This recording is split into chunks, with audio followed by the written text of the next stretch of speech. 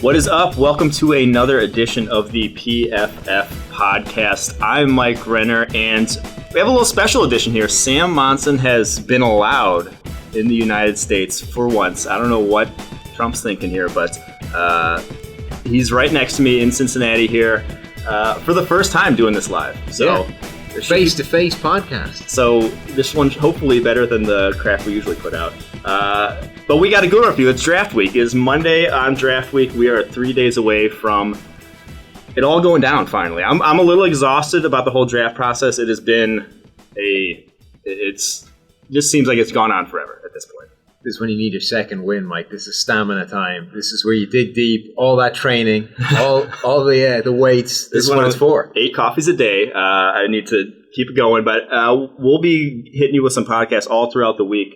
And we got a good one here for you here today. We're going to touch on, first, right out the gate, some tweeners in this class. So we were talking about this, guys, we've talked about this before, guys who get mistaken versatility for, ability to play multiple positions. That versatility gets somewhat overrated, and sometimes a guy's a tweener, sometimes he's versatile. And we're going to go through a handful of guys and say whether or not they really don't have a position in the NFL or whether they are actually versatile and can actually play multiple positions in the NFL. So right out the gate, Solomon Thomas, the guy who probably, of anyone on this list of tweeners, will get drafted the highest. I think he's a top 5 lockish at this point. He seems to be getting all that sort of hype, freakish athleticism, but 272 pounds. I know you gave the comparison on Twitter. He has almost the same measure, the same weight, size-ish as Myles Garrett, who people think is an edge at this point. So where do you see Solomon Thomas at the next level? Does he have a position?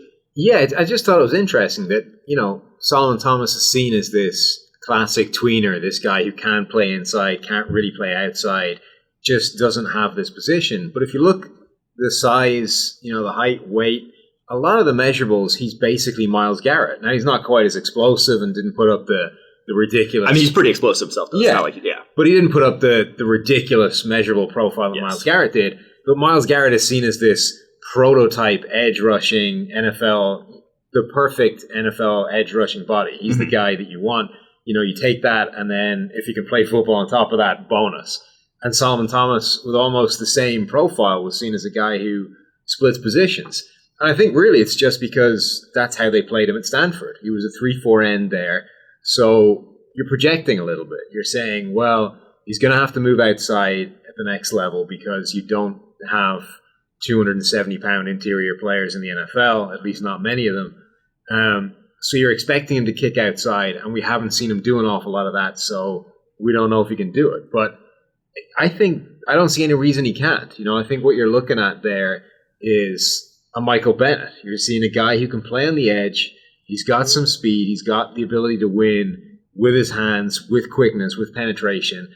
And then he can kick inside on passing downs, which is 60% of the NFL anyway, and do exactly what he's been doing at Stanford for the last few years. So Solomon Thomas last year, only 70 snaps lined up outside the tackles. Yeah. And when I was going back and watching him, really the only times he got pressure lined up in that situation was via the bull rush, which is a little worrisome. He doesn't have a full refined, rip or any sort of move on the edge. All his sort of moves that he attempted when he did play out there were, the swim, stuff that would work on the inside, the quick swim, those sort of moves. So the more I look at him, the more I think he is just a 3-tech that's going to be undersized, but can gain 10 or so pounds, and then all of a sudden he's not undersized anymore for a 3-tech. And he's only a junior. He's coming out early. He's not a guy who I think with his frame is done growing. I think he could get to 285 easily, and then at that point he's one of the best 3-techs in the NFL with all the skills he has at that point. I don't think it's going to be easy to teach him to play the edge, is what I'm saying. Yeah, if he can put on 10 pounds and get to that Aaron Donald range in terms of size, I think you put him inside because that's what he's been doing for so long at Stanford. That's what he's been amazing at. That's his natural spot. The thing is, moving him to the outside I don't think is impossible, but like you said, it's a transition because he hasn't done it. You're going to need to teach him how to play on the edge. But my point is he's got the tools to do it. He does. And even if he doesn't generate a huge amount of pressure there, that's not really a problem because you're going to be playing him inside most of the time anyway when you're in sub packages. Yes. If he's a quality run defender on the outside, sets an edge for you, that's pretty much all you need. And then, if you can get a little bit of edge pressure off the back of that somewhere down the line, develops those moves, that's just bonus material. But the only real issue, as far as I can see, is that you're kind of taking him from scratch on the edge because he just hasn't done it before. I don't think it's a case of he can't do it. It's just he hasn't done it. There's no experience there. Yeah, with him, I go back to with Solomon Thomas, I go back to Justin Smith, who came into the league in like the 260s and played defensive end with the Bengals when he came out on the edge. But then his best position came when he moved to San Francisco, had put on about 20 more pounds at that point, was in the 280s, and all of a sudden, best 3-4 defensive end in the league. So I think that's ultimately Thomas's future.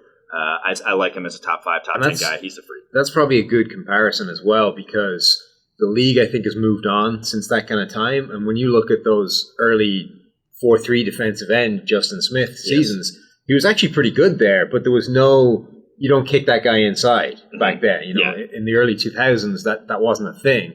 Now, if you had that same Justin Smith and he came out this year, you would have... He's immediately... You would have Michael Bennett. Yeah, he would kick inside as soon as you go to sub packages, and you probably have the best of both worlds there. So, I'm going to say tweener. You're saying versatility.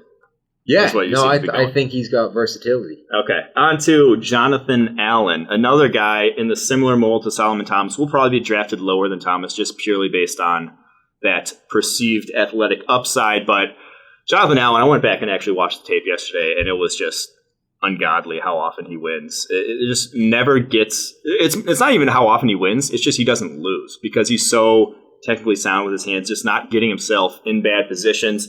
I think that will translate to the next level. Will it be utterly dominant? Does he have, that sort of high-end potential that people draft in the top 5? I'm not sure, but I think he has more of the ability to win on the edge from what I've seen than Solomon Thomas. I'm willing to call Allen versatile before I'm willing to call Thomas at this point.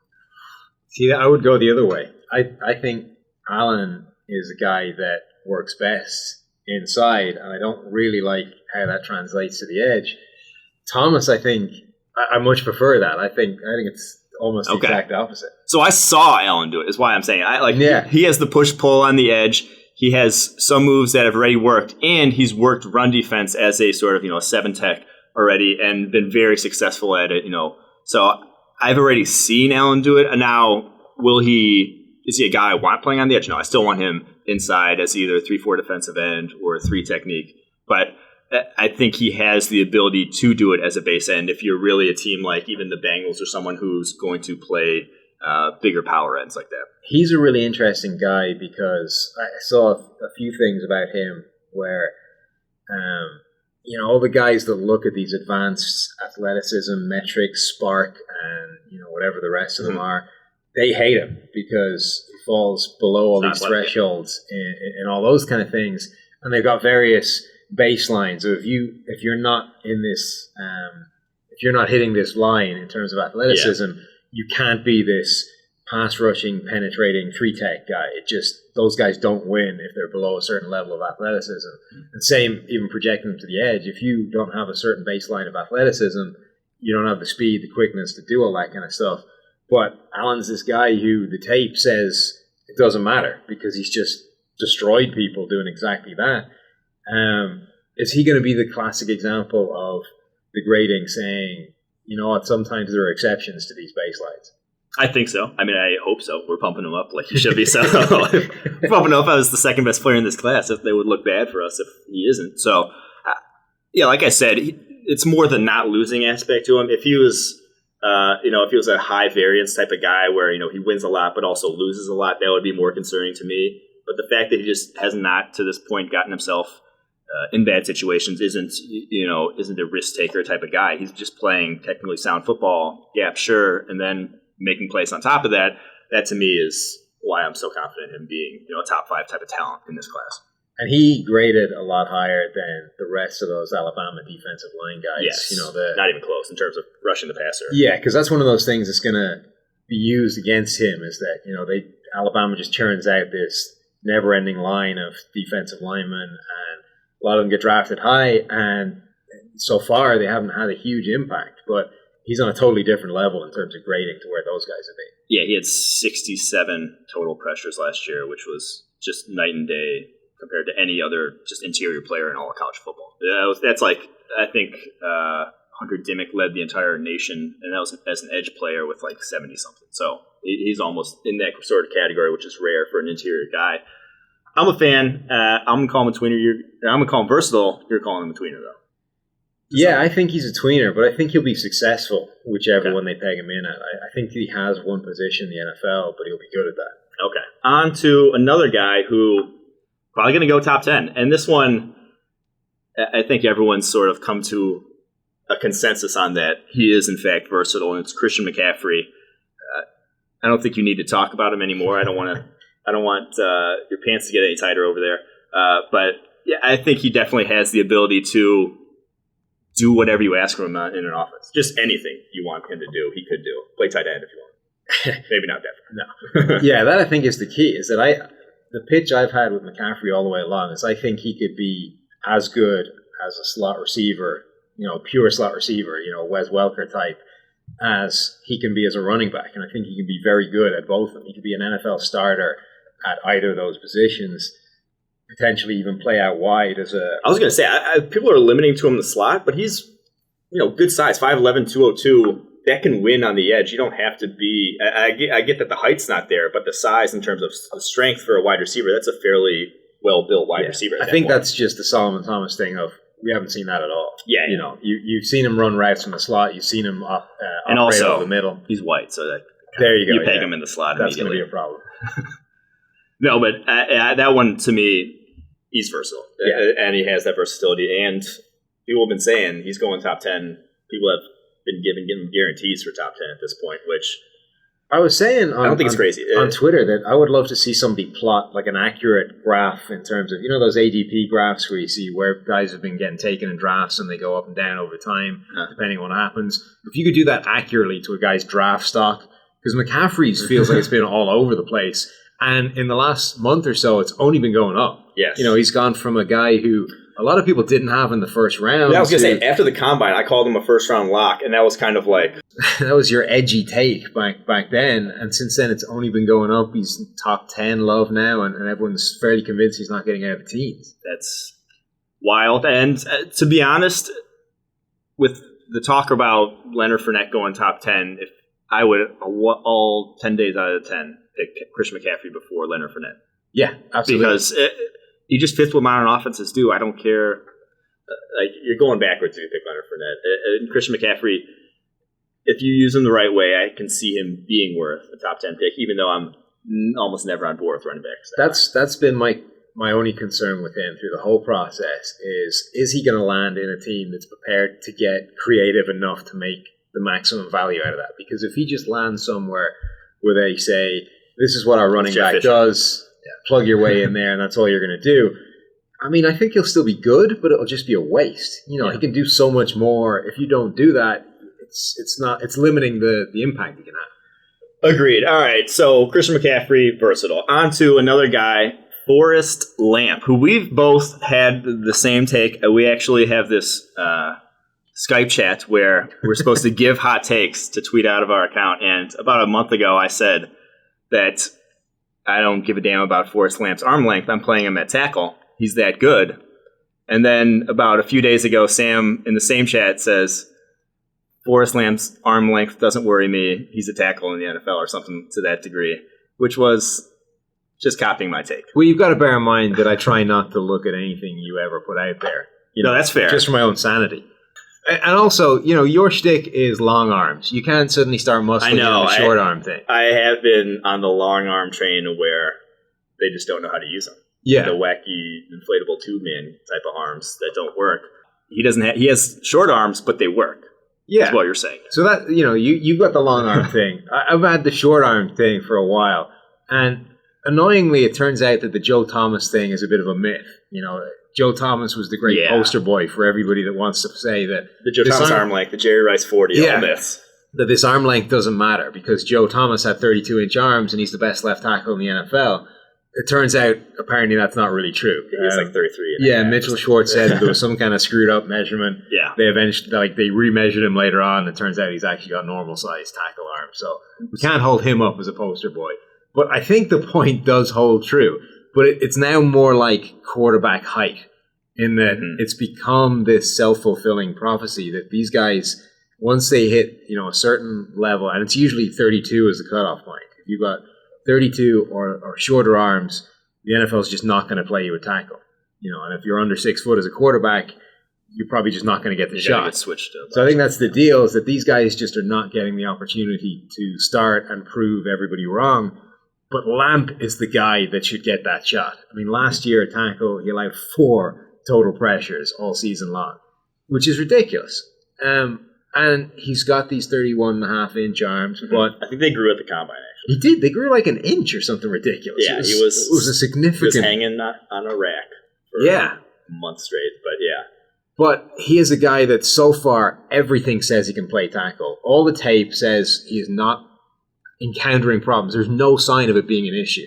He's it's a thing that I'm of the opinion that until the guy shows you he can't do it, give him the shot, because aside from anything else, left tackle is a more valuable position than left guard. So why would you not try it that way? And the NFL has gone to insane lengths to switch tackles to guards. Marshall Yanda, as a rookie with the Ravens, was one of the best, if not the best, right tackle in the NFL. And they move him to guard because he wasn't supposed to be a tackle coming out. It was kind of pushed into that role immediately. And they move him to guard for literally no reason, just because he had arms that weren't, meeting the great cutoff, didn't have this ridiculous length that you want supposedly as a tackle, but was doing fantastic as a tackle. Guys like Zach Martin for the Cowboys could have easily been one of the better tackles in the NFL. In my opinion, he had all the skills to do it, but you move him to guard. I get that the Cowboys didn't need a tackle at that point, but they have been moving guys with tackle skills to guard again and again because of this perceived arm length cutoff that should matter, but it doesn't matter in all cases. Very much like you're saying, the quarterback thing. Height does affect you, but you can still get it. If you can get the job done, you can get the job done. I don't give a damn. Forrest Lamp can get the job done, and his arms did grow to 32.25 inch. So he's over the threshold. He's over the threshold now. So if I can't use Joe Thomas anymore as the poster boy for short arm tackles, the guy I think that actually is maybe an interesting analog for Forrest Lamp is Andrew Whitworth, because he was drafted as a guard by the Bengals way back when out of LSU. They looked at this guy, and he doesn't have the short arms thing, but they thought he would struggle with footwork, or he just didn't have the movement skills to be this left tackle. So they drafted him a guard. They also had they had a pair of really good tackles back then, the Bengals. So it wasn't really that position from the start immediately. But it turns out it didn't matter. Andrew Whitworth is perfectly capable of being a Pro Bowl caliber left tackle all the way through his career, despite whatever physical limitations he has. And the thing is, it doesn't mean he couldn't play guard either, because every time he's had to step in and play guard for the Bengals when they've had injuries, he's looked like an all-pro caliber guard as well. I think the same might be true with Lamp. He may well be an excellent NFL guard, but I think he's earned the opportunity, or he's earned the right to prove that he can be a quality NFL tackle as well. Yeah, Lamp last year, 4 total pressures at left tackle, 40 pass blocking snaps against Alabama, allowed 1 hit all game long. That's Tim Williams, that's Ryan Anderson, that's Jonathan Allen. Those are NFL players that he was stoning in that game. So for one hit all day long, I'll take that. He's playing left tackle for me if I'm drafting him, and I think you'd be crazy to move him inside. That's just my take. Onto the defensive side of the ball, where going to hit a couple safeties here, or are they safeties is what I'm going to say. Obi Melifonwu, the freak of nature, 6'4", 220 plus, jumping out the gym.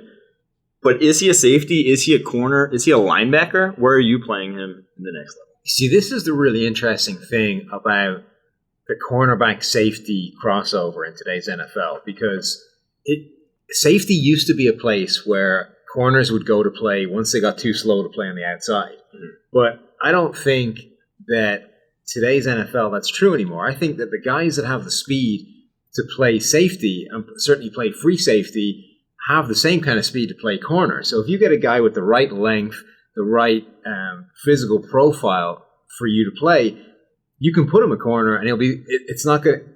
He can play there because he's the right athlete to play safety. So with Melifonwu, I think it almost comes down to what kind of scheme you play, exactly. And in particular, what kind of body type, what kind of profile you look for with these with your corners, because some teams still like these shorter, or at least are not so focused on the long, tall Richard Sherman style corners, and obviously some teams like the Seahawks.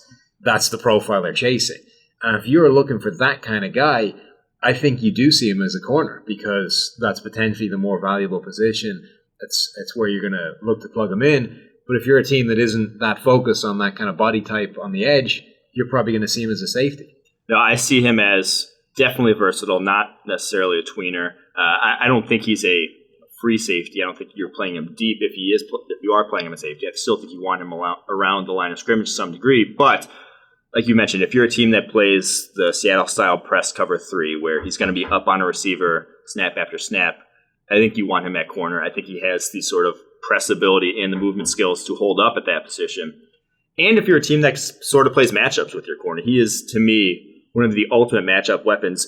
Any team with a featured tight end in their offense, any team with a featured tall receiver in their offense, you want him on them. I think he has that sort of ability to where he's just a weapon on the back end to where you deploy him however you feel fit. He's a lot like his teammate of a couple of years ago, Byron Jones. Yes, Byron Jones has that. With the same deal, with the is he a corner, is he a safety? And again, I think it probably came down to which scheme you land in. And he went to Dallas, and we're seeing he's probably not a cornerback for Dallas, but they use him as a matchup player on defense. He plays safety and then can cover tight ends and guys like that as if he was playing corner. So Ogmel-Fonwu, versatile. Yeah. On to Jabril Peppers, the guy who everyone's tabbed as versatile, the linebacker / slot corner / safety / running back that Sam's going to say he's not versatile, he's just a running back. What do you see from him? Is he actually this versatile weapon like Melifonwu, like we're saying about Melifonwu, or is he limited to some degree? The thing about Jabril Peppers is the one thing I think he isn't is the thing that he was doing in college, which was basically playing this linebacker safety hybrid role that doesn't really exist. Yeah, the overhang player type thing. So that role doesn't really exist in the NFL. And that's the thing that they were asking him to do. And he certainly can't play linebacker in the NFL. It's not big enough, can't deal with blockers to get a free run on him. That just wouldn't work. So you're basically saying, right, now he's a safety if I'm playing him on defense. And there's so little of him actually playing safety, doing NFL safety things for Michigan, that it's such a projection. You look at him, you say, okay, he's got the physical tools to do it. He's got, components, and there's no reason he can't, but there's no evidence to say he can either, really. On the other hand, I think that the guy is a running back. When you look at him play, I don't see a huge amount of defensive instincts there. That to me is the biggest thing. There's not a natural feel for. He doesn't look like a defender. He just looks like an athlete dropped on a defense. Yeah, and that's exactly what he's been. And in college, that works. You can say, you're the best athlete in this team. The way high school works for everybody. You say, you're the best athlete in this team. Just go out there and make plays, whatever you're doing. For Michigan, that worked. He was such a good athlete. He was capable of doing all this stuff. But you don't really look at it and say, there's immediate recognition. There's knowledge of what he should be doing and all this stuff. He's just going out there and kind of getting it done. But you put the ball in his hands, there's instinct there. He looks like a natural ball carrier, a guy who knows exactly where to go with it, knows exactly how to make people miss. He's got enough of a frame, I think, to be able to carry the ball. Definitely. Not as a 30. He's not Leonard Fournette. He's not going to 30 times. Yeah, exactly. That Fournette might if he gets drafted. But he's not going to be that kind of guy. But he can be an NFL running back. And that's where I think he's natural. If you take him as a running back, a punt returner, a kick returner, which again, I think he's pretty natural at, that I think is what he should be at the next level. The only question is that valuable enough, given, again, you're going to be projecting a lot to take him where you're going to need to take him? 100% agree. I don't think that's versatility, being able to play running back and safety in my mind. That's tweening still. So he's a tweener. So there you have it. Those are your tweeners and versatile guys early round. Let's go on to 5 bold predictions from each of us in this draft. I'll hit mine first. Let's alternate. Let's alternate, yeah. One then one. I think when it's all said and done, Joe Mixon will be the best running back in this draft class. So we mentioned McCaffrey's versatility. Mixon has some of that in terms of receiving ability. He's not all the way to where I feel comfortable playing him at wide receiver, but he's Le'Veon Bell-ish in that you get the ball in his hands in space, it's going to be dangerous. I just think he has so many high-level traits that at 230 pounds, he never, to me, looked like a guy who's 230 pounds, just the way he moved. 48 missed tackles last year on 187 carries. I think he can do it all.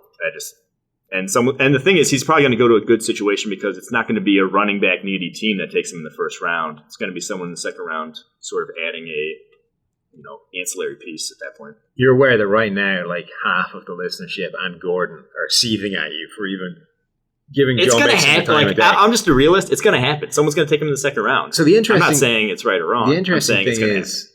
Bob McGinn does this piece for the Milwaukee Journal Sentinel every year where he polls, a whole load of NFL scouts, and gets their take on all these guys. And I think every single person that he talked to said that they had taken Mixon off their board.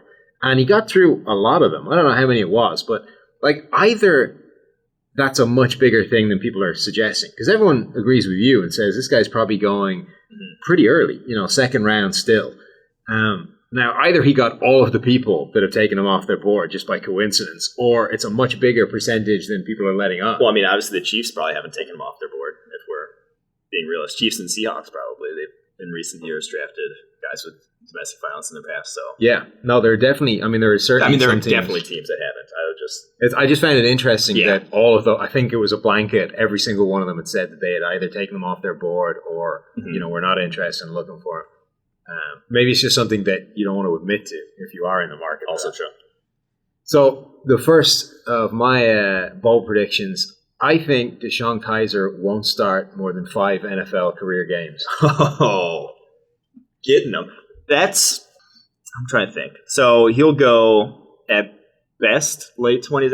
I'm trying to just... Yeah, one of two things is going to happen. Around. At best, he's going to a team where they already have an established quarterback, and he'll be groomed in the late 20s probably. Yeah. Is the highest he'll go. Worst case scenario for him, he's third round to the Jets, and he's in the mix there. That might actually be the best case scenario for him in terms of playing time. But I wouldn't be surprised.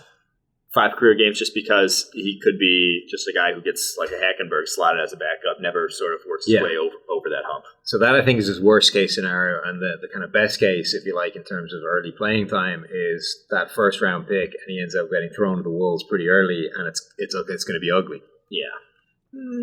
Yeah, I mean, we've talked about Kaiser a little bit. We're not fans on him, just the accuracy not there. I know he has Tom Brady's mind, but that can only get you so far without an arm to match it. So we'll see. Some people are really high on him. Yeah. Why do you think that is? Because I've struggled to really find why that is. I'm very biased, though, because he ruined Notre Dame's season this year, in my opinion. He ironically has all the things that people liked about Hackenberg, right? Oh, the biggest thing about Hackenberg is that everything that people were giving as a plus point was a myth. He didn't have a particularly good arm. He didn't have that much good about his game. All the kind of things that people were leaning on, there actually wasn't that much of it there. Kaiser, I think, does. I think he's got a reasonable arm. I think he's made some spectacular plays. I think there is a lot of good there. It's just there's so much bad, and there's not enough good. And, the balances of everything. So I was looking last night in terms of the PFF grading, and he's like a third of the overall grade of Connor Cook. And it's not like we were in love with Connor Cook as a prospect. Gotta hate Connor Cook. Exactly. But he was the same kind of high variance guy. Yes, showed some good, showed some bad. High variance in terms of just when you're that up and down with your accuracy, it's just, that doesn't really change. You don't start threading needles once you get to the NFL after being all over the place like he was. And even at the Combine as Pro Day, he was missing guys. Yeah. I think he had 10 incompletions as Pro Day, which is one of the highest numbers I've ever seen. So, I can get on board with that take. Here's a bold draft prediction for you. Gerald Everett will be the most productive receiving tight end in this class. South Alabama. He was basically used as a wide receiver there, although he played some inline sort of stuff. Obviously a project in terms of his blocking ability, but He, to me, is easily the best in terms of post-catch of any of the tight ends in this class. He had 24 broken tackles last year to lead the nation. Led the nation in 2015 as well.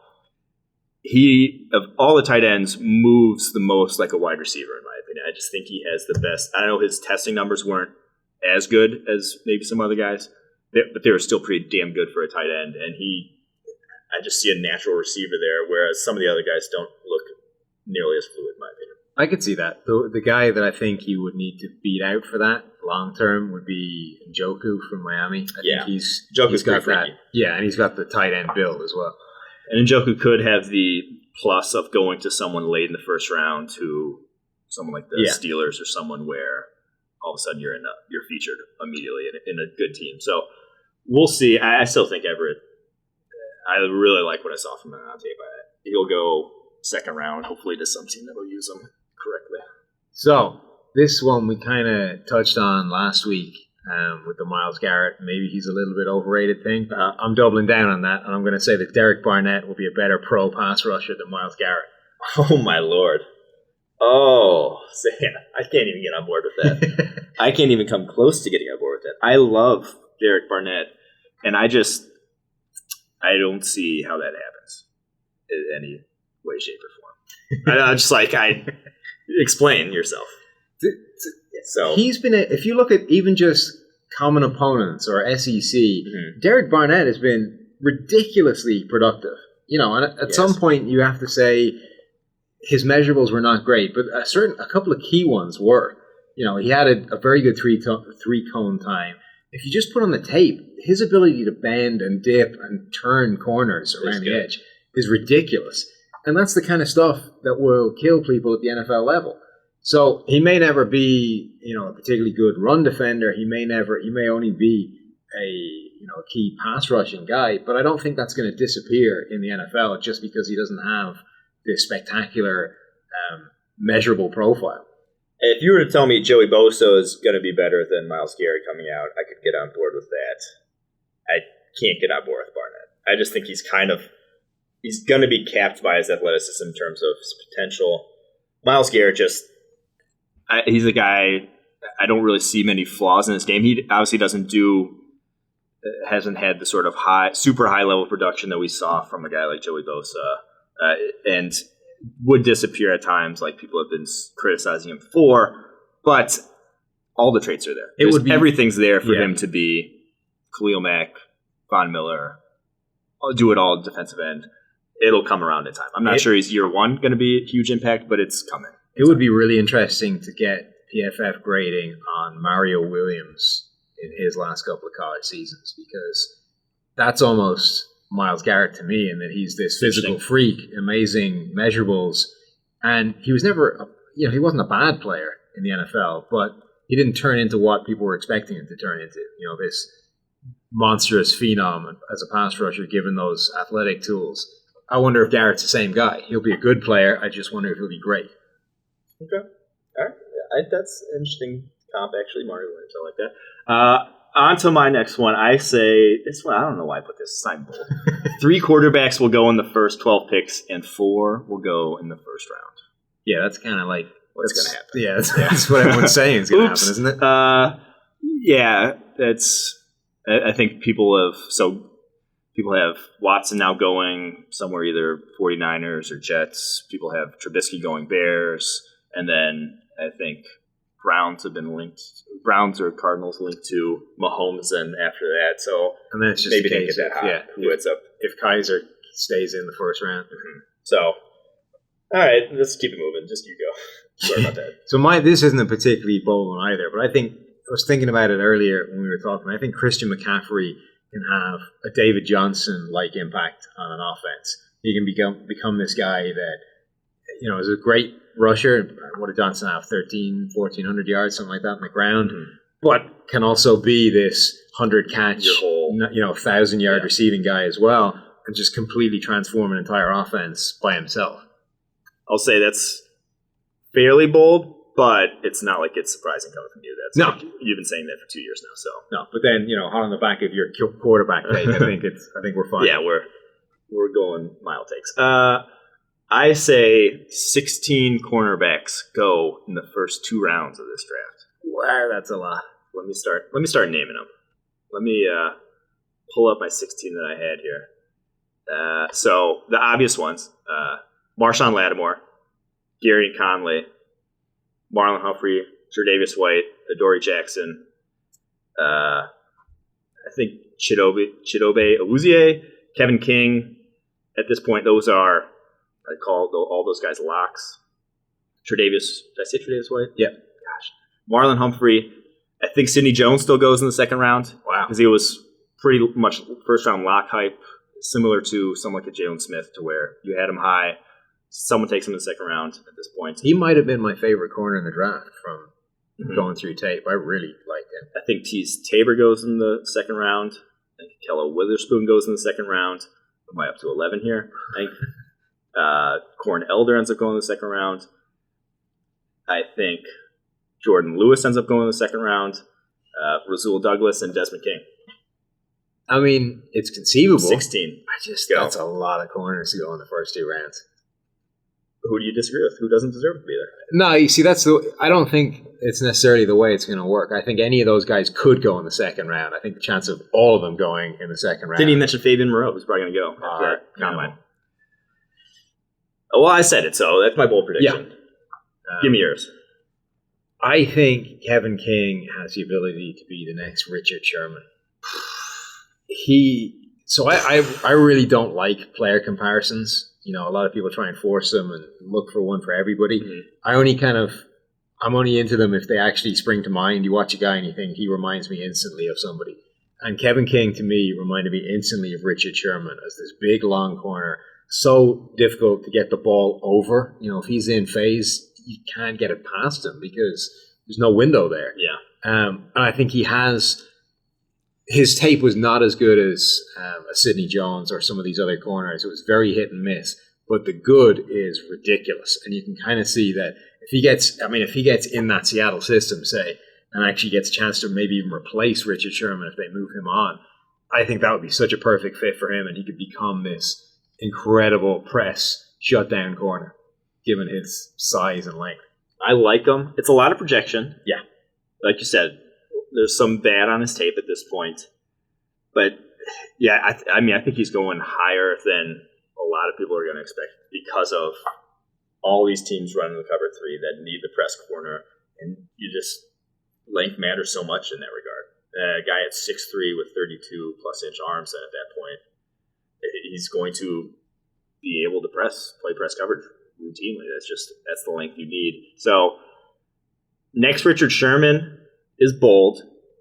It is. But I think he'll be good. My last one here, Taylor Mouton, the Western Michigan offensive tackle / offensive guard, ends up being the best offensive lineman in this draft class. I like it. At what position? Doesn't matter. Doesn't matter.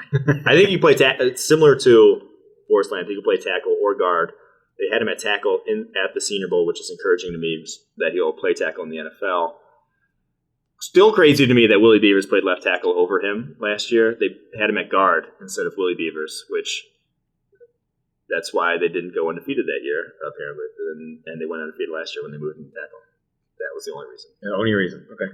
But he has, to me, the best balance of any tackle in this class, and that matters. I like that. Only 8 pressures all year long. Only 8. That's not a lot. It's less than 1 a game. Yeah, it is. Fine. So this one is way, way, way out of the box, but let's hear it. It just has to happen. Weston Steelhammer is going to make a Pro Bowl in the NFL. As a special teamer. Is that your... Either as a special team or as a pure strong safety who just has one of those seasons like Jonathan Cyprian where you move him into the box, you say hit everything that moves. Well, and also don't worry about coverage. Anytime he makes any sort of play, announce exactly. Steelhammer. Yeah. So name recognition immediately pushes up to the top of any sort of Pro Bowl ballot. Name alone, this guy has to make a Pro Bowl. I like it. I mean, I have not watched a minute of his tape, so I have no take on that. But purely name scouting, I'm on board. He's going to come in. He's going to lay the wood. He's going to make a Pro Bowl. Lay the steel. Lay the steel. You're Jesus. right. Even better. Right. Let's get on to some segments, and one that you obviously have been grinding about for a while because you send me a message on Twitter saying, remind me, Monday, Anonymous Scouts.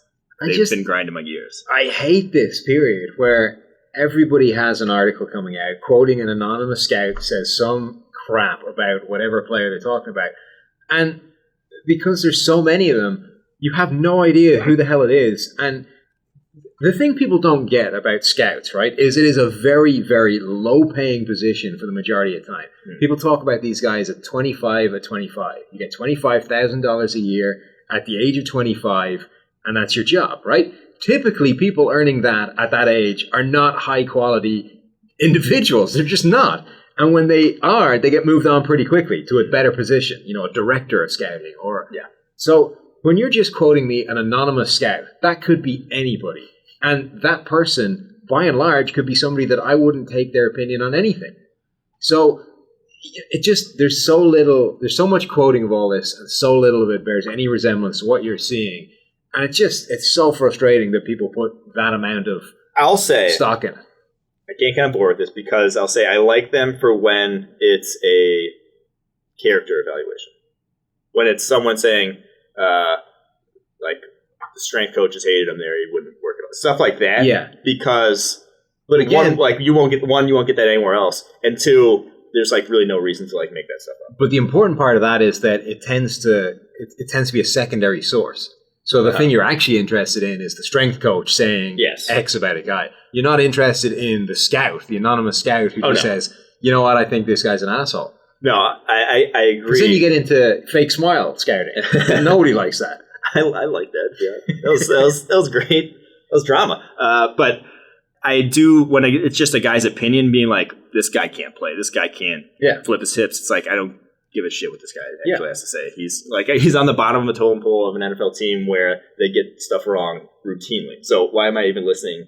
I barely listen to what GMs have to say on guys. Why am I listening to this anonymous scout? Yeah. If it's just a take on a player's ability, that means nothing. But even, I would go even as far as, the character stuff. You're saying, you know what, I think this guy, I think he's got problems with whatever. Again, that's not being rooted back to something. I talked to the strength coach or I talked to some guys. Unless you're giving me where you got that, I don't want to know what you think about it because I have no idea who you are. Yeah, that's fair. I mean, that's... Evaluate the source. That's what we learn in history. I still enjoy him. I think you're wrong about that. I think all our listeners would agree that they like to hear them too. Maybe not all of them. But you don't like to hear them? No, I don't. I really don't. I hate listening. You're crazy. I hate reading anonymous scouts. You probably hate giving me crap about players. Too. Getting reported. I don't really see the point in it, but whatever. I think they're great. All right, let's move on. Explain this. The running backs, you're going to hear this probably a lot, and offensive linemen too in the draft process. The point of attack. What's the point of attack? This isn't self-evident, no? Well, it's more, to some degree it's self-evident, but the point of attack is a little more complex than just... Okay, so, we talked before about defensive line techniques and how that numbering system works, and the idea is, with that is you have to try and defend every single gap along the offensive line, or along the offensive front. So, you've got your center, your guards, and your tackles, and between them is the gap, and that's the place that the run has to go, because you can't run through the blockers for them. So the whole defense and the defensive line technique and all that kind of thing is set up to defend each one of these gaps, and every offensive scheme you're running is designed to open one of these up and create a hole for the running back to run through. So, if you're running power with the pulling offensive lineman, that guy is going to lead you through a hole, and that hole is the point of attack. Yes, and that was more I was getting at was there are runs where there is a defined point of attack. If you have a sweep play where you're pitching it to the end, it's going to hit off the tight ends. It's going to hit wide every single time. You're not going to hit off the center's block. That's just not going to happen. That's not the point of attack.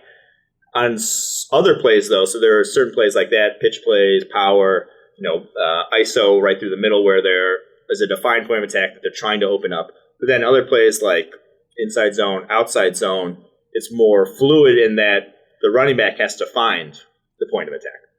It gets back to running back's vision to where it's not you have to read how the blocks get set up, how the defenders play. Did they slant one way? Are they stunting to find where the best point of attack is for you? So it's not always on those sort of plays going to be the same thing. So point of attack, it was probably a bad one to immediately pretty self-evident. A little bit more complex too. These are getting hard to come up with. I feel like you guys know all this stuff already, don't you? Sorry, we're point of attack. All right, on to historical power rankings. Last segment here. Gonna do with Myles Garrett prepped, primed to go number 1 overall and have a terrible NFL career, according to Sam. The best number 1 overall picks of all time, of which Myles Garrett could make this list one day. But who do you got as your top 5, Sam?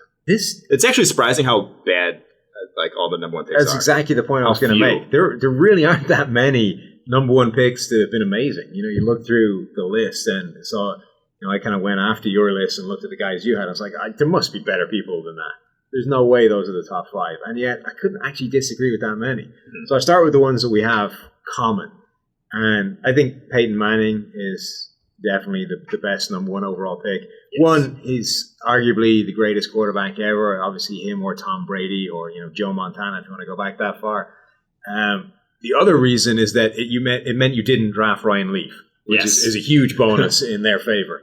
So, yeah, I think Peyton Manning is probably the best number 1 overall pick. I had Peyton Manning number 1 as well. I think John Elway is another good one. I had him number 4. And that was different because it wasn't, this Elway or somebody disastrous. That was actually a good draft for quarterbacks. Marino, Jim Kelly came out of that draft as well. There was a lot of good quarterbacks came out of the draft. A lot of bad ones as well, actually. But to get Elway number 1, I think, was a very good pick. I'll say this, though. Elway, a little overrated. Wasn't that great. Elway is one of these guys, though. Again, we need PFF grading on him because he's a guy that was always supposed to be better than the raw numbers. Like, his raw numbers are not good, but he was single-handedly dragged that Broncos team to a bunch of Super Bowls before he finally won them once they surrounded him. Once they just ran the ball. Yeah, exactly. Once they surrounded him with, a capable team. I had Elway for it, yeah. Earl Campbell, the Texas Rose, dominant workhorse running back, absolute monster. I didn't have Earl Campbell. Oh, there you go. You went way back, though. This is historical for you. This is back before 2000.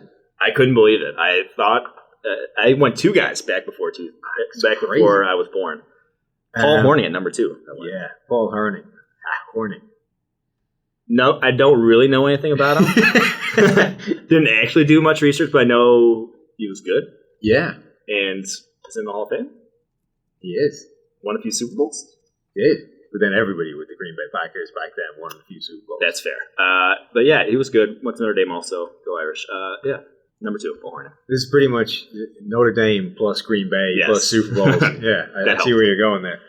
I also have Concrete Charlie, Chuck Bednarik. I can't actually say that properly. Chuck Bednarik. He's the guy, I'm sure everybody knows this, but he has one of the most iconic photographs in NFL history of him standing over, I think, who's the Giants Hall of Fame tailback, whose name is completely dropped out of my head? Frank Gifford. There you go. Frank Gifford, I think, was decked going over the middle. Concrete Charlie standing over the top of him and giving him the throat slash signal, I think, as he's, KO'd on the ground and the officials are he would be arrested on the field. Oh, yeah. That would be out of the league immediately. And yet, that will be all over NFL, media, NFL. Exactly. One of the most iconic photographs ever. The other guy I'm going to throw in there, who I didn't actually have on my list, but I'm putting in now, Bubba Smith. And the only reason I'm doing that is no Bubba Smith, number 1 overall, no Police Academy movies, no Hightower, and that can't be allowed to happen. I don't know anything. What? You've never seen the Police Academy movie? No. How is that possible? Just happen. You need to go, and I don't care what you're doing for the draft, this takes priority. You're going to have to go, and you're going to have to watch certainly 1 to 5. 6 and 7, I think you could probably leave off. They're not that important. But 1 to 5, Police Academy, back to back, just binge watch them now. There can't be 5 good Police Academy movies that I haven't seen, and I would have heard about this by now that they were good. Someone apparently not. Prior to Hightower in the Police Academy. I'll watch movies. 1, and if I'll watch 1. That'll work. Just watch the first one. I had Troy Aikman. Again, won a few Super Bowls. Not a great quarterback. I mean, he's a Hall of Famer, but not top 5 type of quarterback all time. But still, as number 1 overall pick, I think he got the job done. Yeah. Cowboys, what they expected. And then I had O.J. Simpson. Oh, you are just going deep into 2,000 yards. Into the criminal underbelly of this podcast. Between Joe Mixon and O.J. Simpson, I'm all loading up on reprobates. I'm a big on the field guy. 1969, number 1 overall pick, 2,000 yards. I think he's pretty good when he did play for Buffalo. That's it, though. Those are our top 5. Debate us. No, there's really no other good ones. No, it's really not a good list. So if you look back at the number 1 overall picks all time, I mean, there's a bunch of good players there, but there aren't that many that you would say. Yeah, no like surefire top guy at their position type of thing. So that's it for us, though. Less than a week to the draft. Make sure you have Draft Pass for Thursday, Friday, and most especially Saturday night when you may not have heard of the guys coming off the board. Go to profootballfocus.com/draftpass17. Get it now. We'll give you a promo code, actually, for this, for being such a great podcast listener. PFFSteve. If you type that in as a promo code when you're going to buy it, you'll get $5 off. We hope you guys will enjoy it. Enjoy your week. Enjoy the draft. We'll have another show before the draft, me and Steve. Have a good one.